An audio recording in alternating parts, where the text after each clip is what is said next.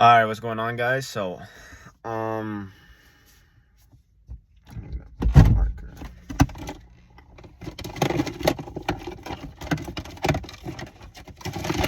I didn't get a bookmarker, but I'm gonna be reading 30 minutes straight. Let's see if I have my watch to count the timer. I have it right here. See if you guys can see it. It's upside down. Alright, 30 minutes. So, the reason why I'm doing this is there's a lot of benefits of reading books. I'm gonna be reading, and yes, I'm in my car because my family's sleeping. Alright, I'll be reading the book trilogy, first book of the Hunger Games. So, the reason why I'm doing this is I talk very quick, very low, and very low pitch voice. I'm going to be talking my chest, my stomach area, my vocal cords, not high, like really low. I'm going to be talking with my chest all the way to my stomach, my solar plexus, and be focusing all my energy in there. And I'm also want to be able to articulate myself great, and also be a great speaker. I'm gonna be reading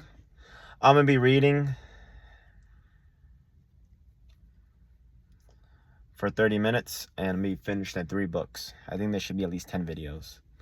But you see this, 30 minutes. Oh, it's upside down. All right, 30 minutes. There we go. The first book.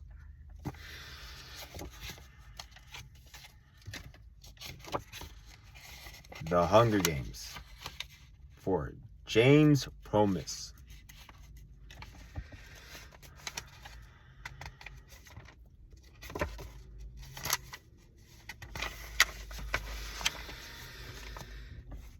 When I wake up, the other side of the bed is cold. My fingers stretch out seeking prim warmth, but finding only the rough canvas of the mattress. She must had bad dreams and climbed in with our mother.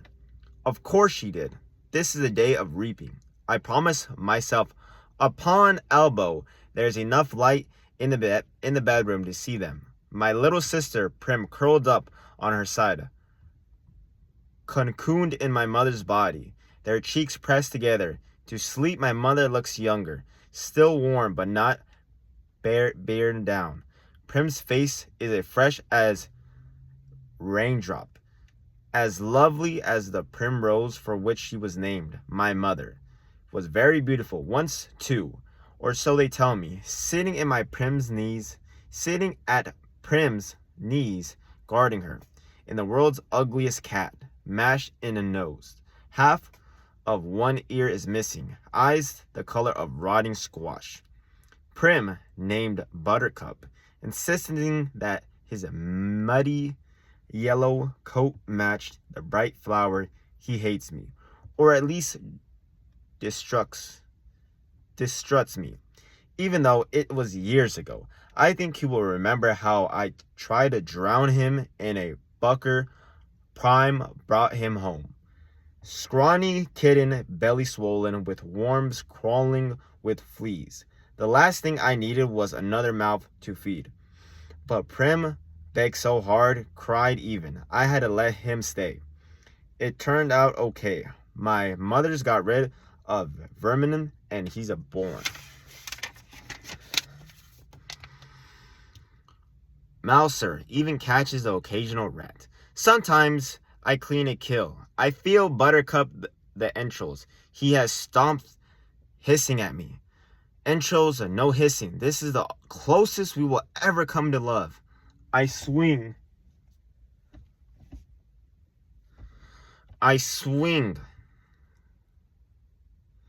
Entrails, no hissing. This is the closest we will come to love. I swing my legs off the bed and slide into my hunting boots.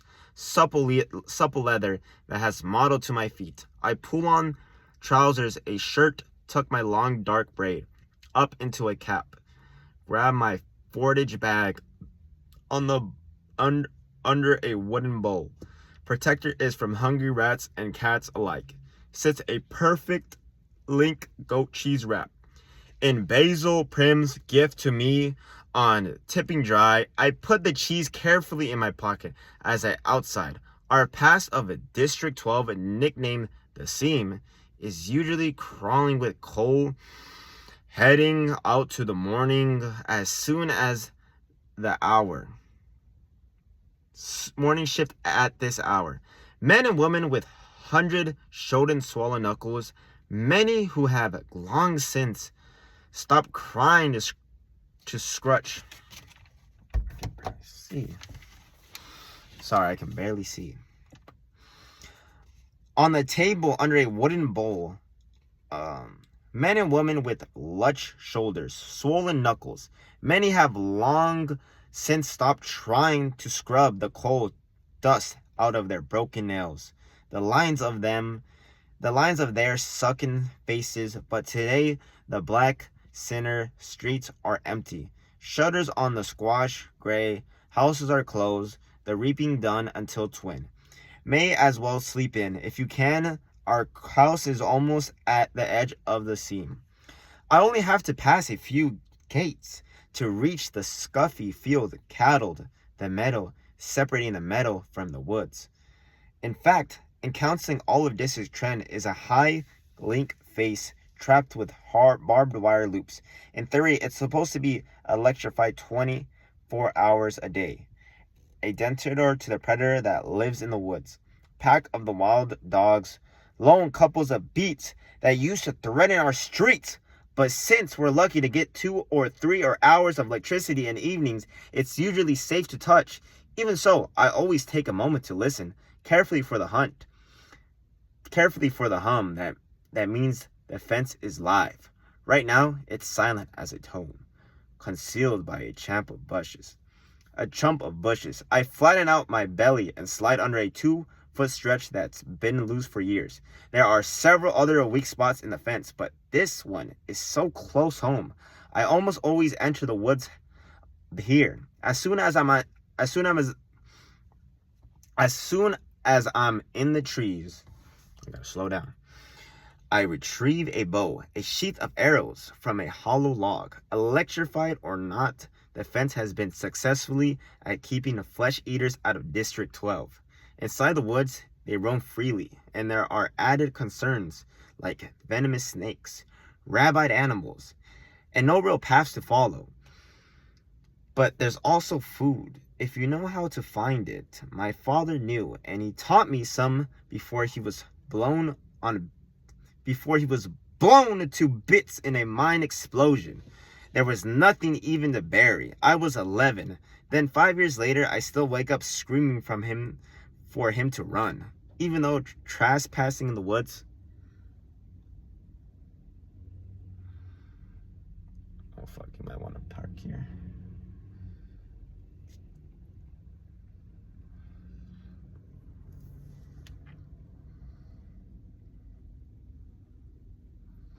Yeah, I did not know this guy was going to park his big-ass truck where I'm at. But hey. What do you know?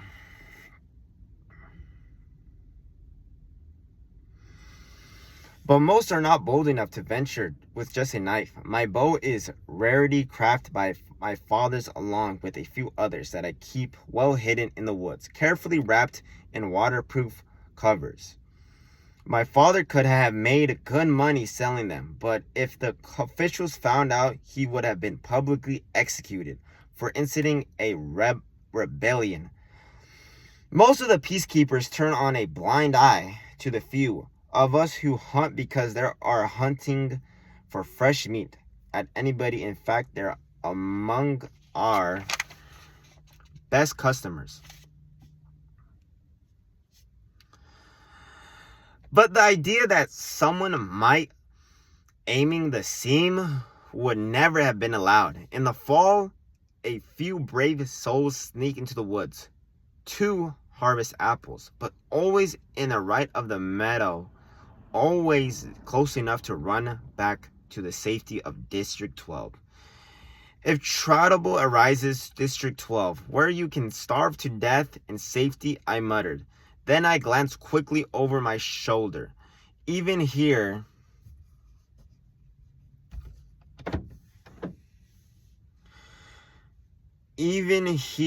even in the middle, you worry someone might overhear you. When I was younger, I was scared my mother to death.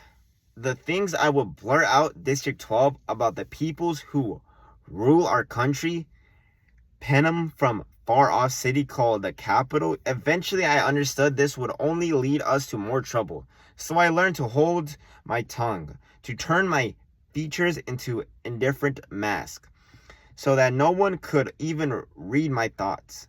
Do my work quietly in school, make only polite small talk in the public market, discuss little more than trades in the hob, which is black market. When I make the most of my money, even at home, where I less pleasant, I avoid discussing tricky topics like reaping or food storages or the Hunger Games. Pride might begin to read my words, and then where would I be?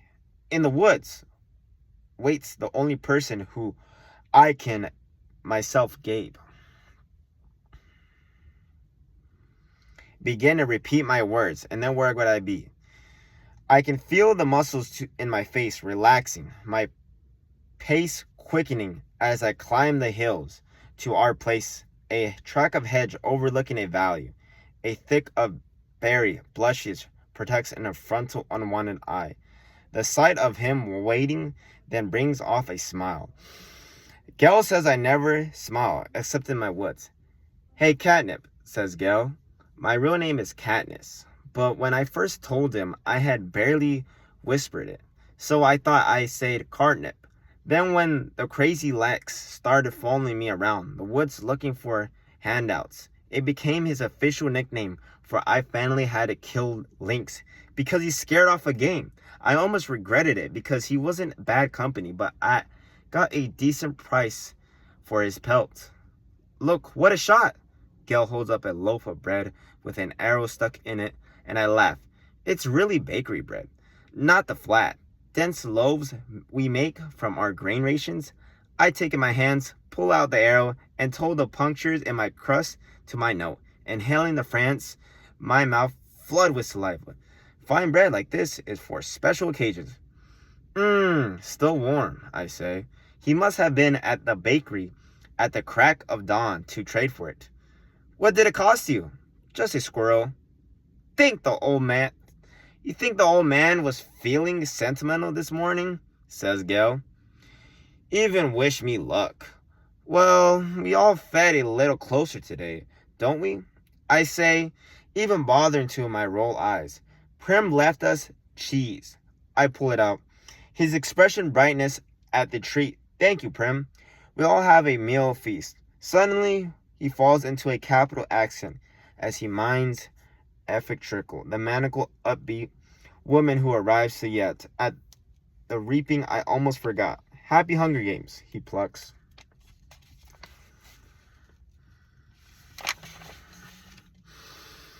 A few blackberries from bushes around us, and maybe the odds.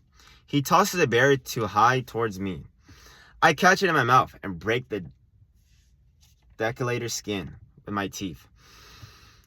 The sweet tartness explodes across my tongue. Be every in your favor. I finish with a squeal. We have to joke about it because the alternative is too scared out of your wrist. Besides, the capital accent is so affected, almost anything sounds funny in it. I watch as Gale pulls out his knife and then slices the bread.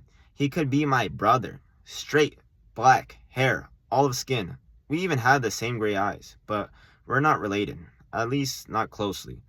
Most of the families who work the mines in the regiment of one of this way, that's why my mother and Prim with the light hazel eyes always look out of place. They are my partners. We're part of the small merchant class that caters to officials, peacekeepers, the occasional seam customers. They ran a profitable shop in nicer parts of District 10. Since almost no one could afford doctors, apothecaries, and our healers, my father got to know my mother because on his hunts, we would sometimes collect medical herbs and sell them to her shop to brew into remedies. She must have really loved him to leave her home for the scene. I try to remember that when all I can see in the woman who sat by my blank unreachable while her children turn to skin and bones, I try to forgive her for my father's sake, but to be honest, I'm not the forgiving type. Gail spreads the bread, slices with a soft Guess cheese, carefully placing a basil leaf on each while I strip the blushes. Of their berries, we will settle back in the nuke. This place we're all remembered, but have a clear view of the value, which is teeming with summer life, greens to the gather, roots to the dig, fish iridescent in the sunlight. The day is glorious with a blue sky and a soft breeze. The food's wonderful with the cheese seeping into the warm bread and the berries bursting in our mouths. Pause. Everything would be perfect if this really was a holiday. If all, the day of the event was roaming mountains with Gal, hunting for the tonight's supper, but instead we have to be standing in the square at 2 o'clock, waiting for the names to be called. We could do it, Gail says quietly. What, I ask? Leaving the district, run off, live in the woods? You and I, we couldn't make it, says Gail. I don't know. How do I respond? The idea is so preposterous. If we didn't, so many kids, he adds quickly. They're not our kids, of course, but they might as well be. Gail, 2 little brothers and a sister? Prim? And you may as well throw in our mothers too, because how would they live without us? Who would fill their mouths? Who would fill those mouths that are always asking for more? With both of us hunting daily, there are still nights when the game has to be swapped lard or chocolates or wool. Still nights when we go to the bed with our stomach growling. I never want to have kids, I say. I might if I didn't live here, says Gail, but you do, I say, irritated. Yeah.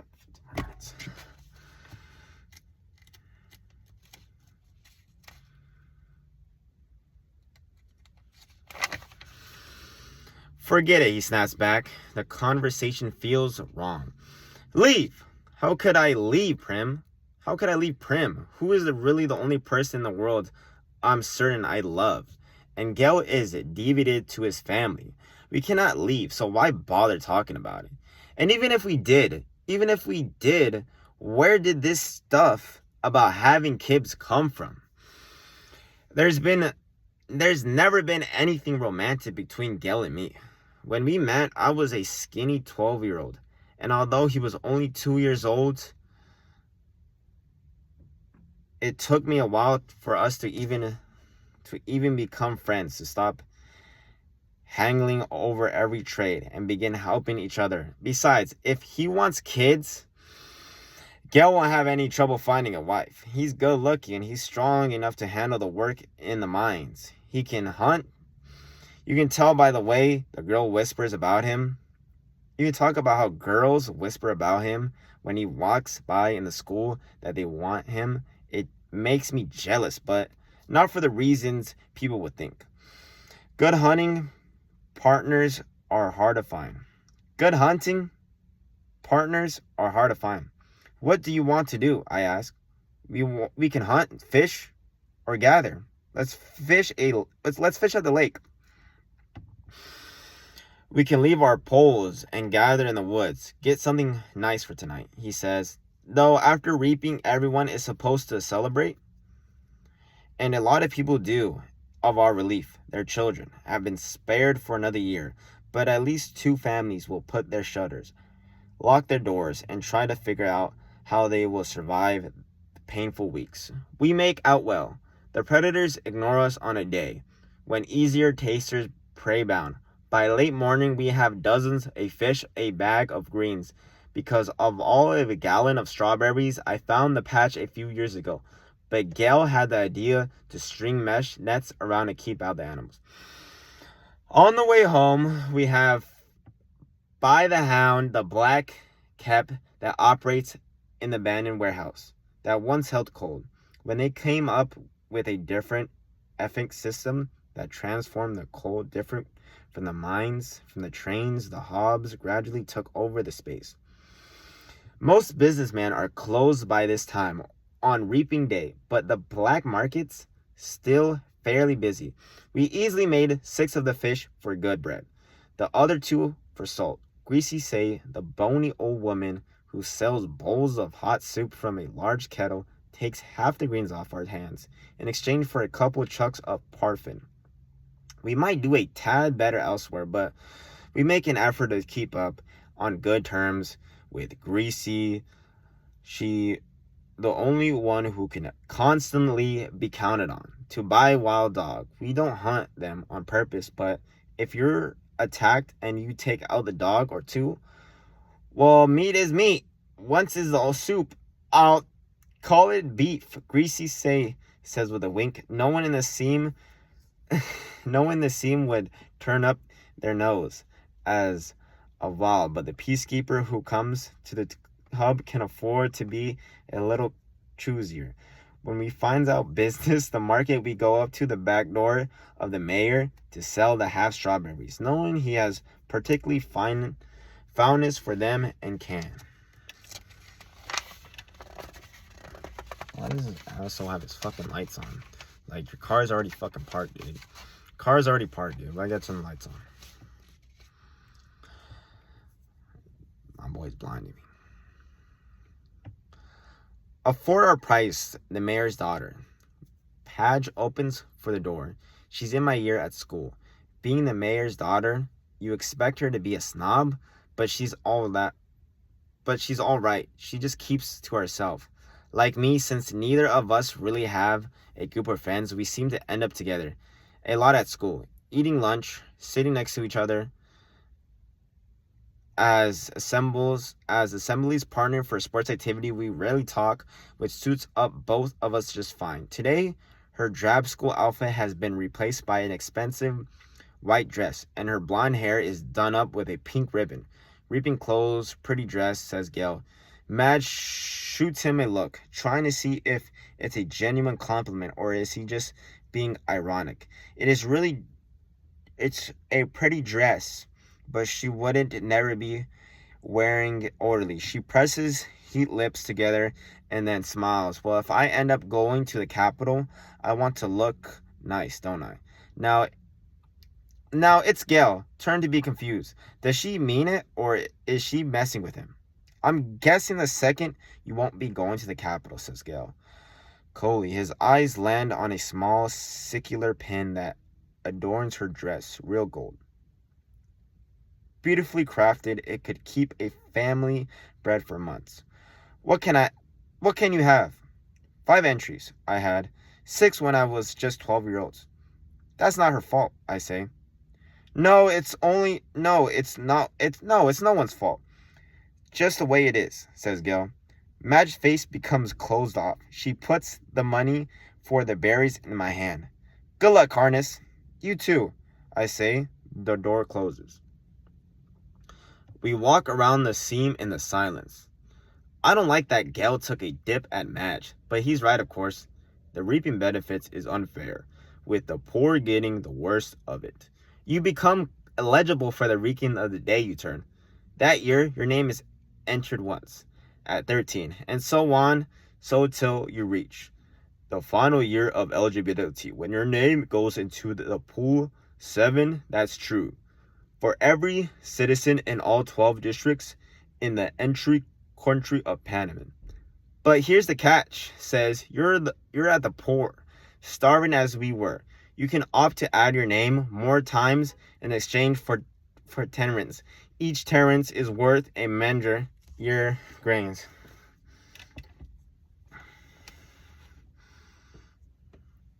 You may do this for each of your family members as well. Soon at the age of 12, I had the name entered 4 times. Once because I had to and 3 times for grain and oil for myself and my mother's. In fact, every year I needed to do this, and the entries are cumulative. So now at the age of 16, my name will be in the reaping 12. Gail, who is 18, has been either helping or single-handedly feeding a family of 5 for 7 years, will have his name in 42 times. You can see why someone likes Madge, but who has never been at risk can set him off. The chance of her name being drawn is very slim compared of us who live in the seam. Not impossible, but slim. And even though the rules were set up by Cavill, not the districts, certainly not Madge family, it's hard to resent those who don't have to sign up for Tezzeret.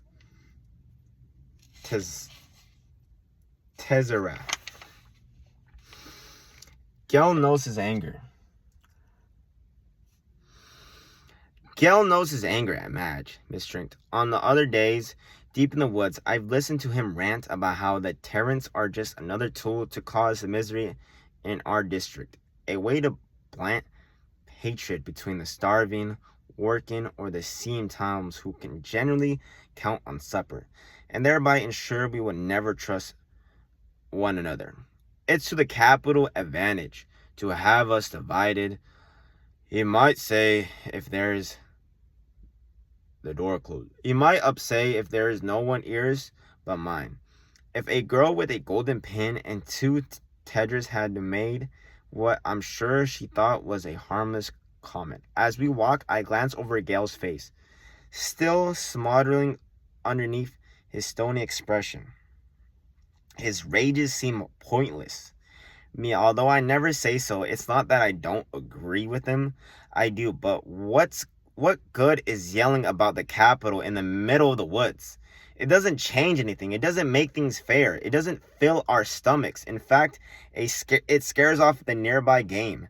I let him yell though, but better he does it in the woods than his district.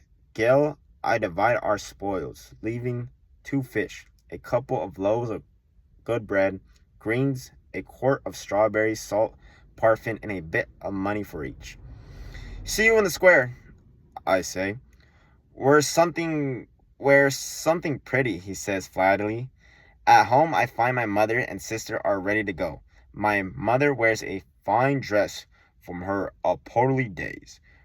Prime is in my first reaping outfit, a skit ruffled blouse. It's a bit big on her, but my mother has made it stay with.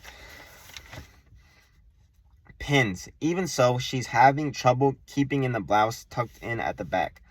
A tub of warm water waits for me. I scrub off the dirt and sweat from the tyranny of the woods, even wash my hair. To my surprise, my mother has laid out one of her own lovely dresses for me.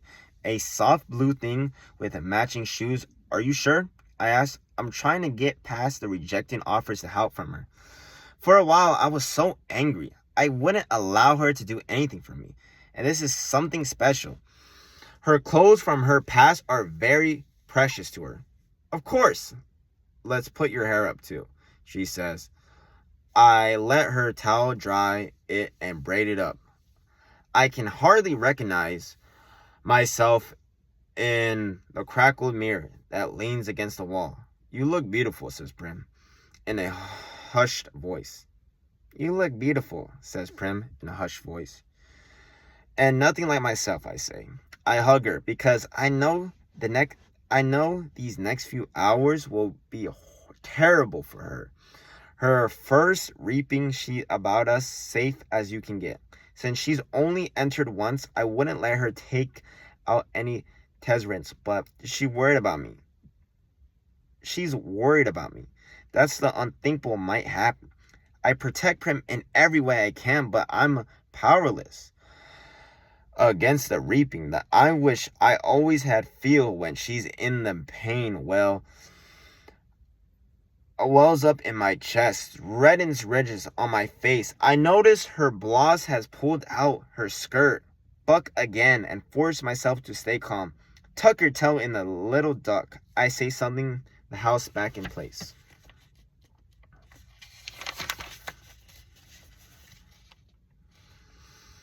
Prime giggles and gives me a small quack. Quack yourself, I say with a little laugh. With a light laugh. The kind only Prim can draw out of me. Come on, let's eat, I say, and plants a quick kiss on the top of the head. Fish and greens are already cooking in a stew, but that will be for supper. We decided to save the strawberries and bakery bread for the evenings to make it special, and we say instead we drink milk from the Prims go, ladies, and eat the rough bread from tenants, although no one has appetite anyways. At 1 o'clock we head for the square. Attendance is a mandatory unless you are in the death door. This evening, Awful will come around and check it to the sea. This is the case. If not, you'll be impressed. You'll be in prison. It's too bad, really, that they hold the reaping in the square. One of these few places in District 10 that can be pleasant. The square is surrounded by shops. And on public markets day especially, there is a good weather. It has holiday feel to it. But today, despite the bright banners hanging on the buildings, there's an air of grimness. The camera crews, perched like a buzzard of rooftops, only add to the fact. People follow in the sightly and sign up. The reaping in a good opportunity for the capital to keep the tabs off as well. 12 through 18 years and heterotop areas. The oldest in the firm, young like Prim. The back family members line up around the perimeter, holding tightly to one another hands.